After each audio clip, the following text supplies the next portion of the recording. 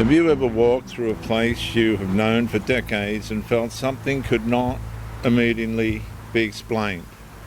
Not fear, not anger, something stranger. A feeling that the place still exists physically, yet no longer feels entirely familiar. You cannot point to a single event. You cannot identify a single day. Yet something feels different. The streets, the conversations, the assumptions people make about what this country is. The feeling arrives before the explanation, and that's why many people struggle to describe it. Invisible thesis. Large demographic change rarely arrives as a dramatic moment. Most often it arrives as accumulated moments, 1,000 small adjustments, 1,000 small silences, 1,000 occasions where people quietly decide it's easier not to ask difficult questions. And at first, the host nation assumes newcomers will gradually absorb the civic identity that already exists. The expectation feels natural. After all, that's how previous generations largely integrated. But something changes when numbers become large enough that adaptation begins moving in multiple directions at once. Main flow. The concern is not language. It is not food. It is not clothing. Those things have always changed. The deeper question is loyalty. What becomes the primary reference point?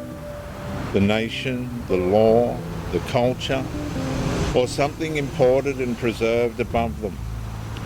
A country remains stable when newcomers enter an existing civil framework and gradually identify with it. Pressure emerges when parallel identities become stronger than the shared identity holding the nation together. And the public often notices the symptoms before the mechanism. More fragmentation, less confidence, more hesitation around common values, less certainty about what the country actually expects from those entering it, and eventually a strange inversion appears. The host population begins adjusting its behaviour to avoid conflict.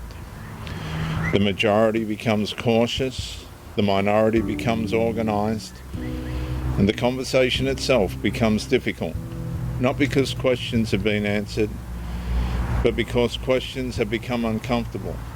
And the result is a growing psychological sensation that many struggle to articulate. I still live here, but it feels less like mine.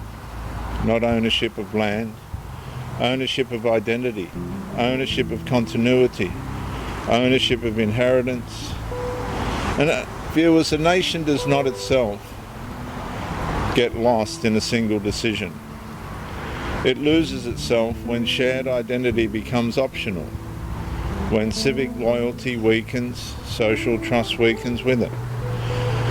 When social trust weakens, cohesion follows. And when cohesion disappears, the people begin living beside one another rather than with one another.